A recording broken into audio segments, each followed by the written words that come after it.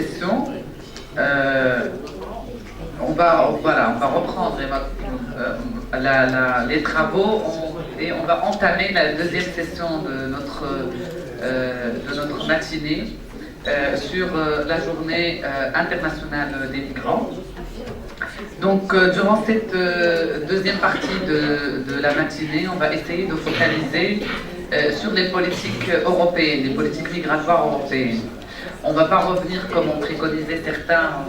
à l'époque coloniale, et on ne va pas chercher très très loin dans l'histoire, parce qu'on sait qu'il y a des répercussions de tout ça, de toute l'histoire qu'on traîne derrière sur ce que nous vivons aujourd'hui en termes de politique migratoire. Mais on va essayer de se focaliser sur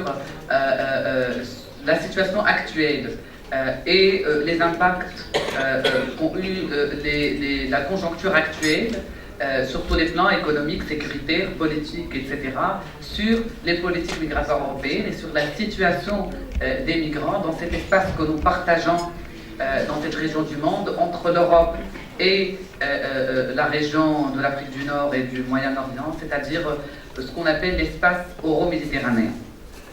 Dans cet espace euro-méditerranéen, avant de passer la parole à nos interlocuteurs, aux intervenants, je voulais rappeler que cet espace n'a jamais, qu'on peut diviser théoriquement en deux parties, la partie sud, ou le voisinage de l'Union européenne, qui n'a jamais été aussi instable, il faut l'avouer, parce qu'on a des pays qui vivent en guerre, des pays en désétatisation totale, on a des pays où des groupes terroristes occupent des terrains de plus en plus importants et ont une influence de plus en plus croissante sur la situation dans ces pays. Ce voisinage également est un voisinage qui est précaire parce que les modèles économiques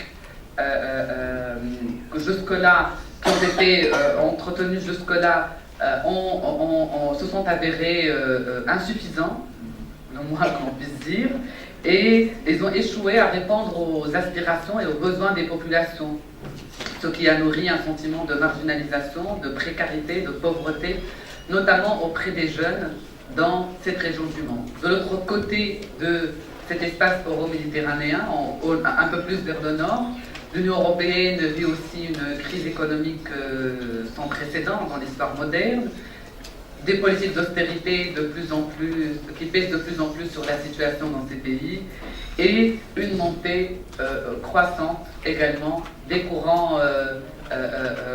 conservateurs,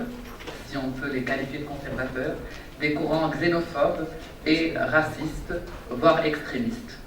Pour parler de tout ça et de l'impact qu'a eu toute cette situation sur les politiques migratoires, parce que la migration est de plus en plus, elle devient le sujet central dans le débat au nord comme au sud. Donc on va avoir parmi nous Marie-Christine Virgert, notre amie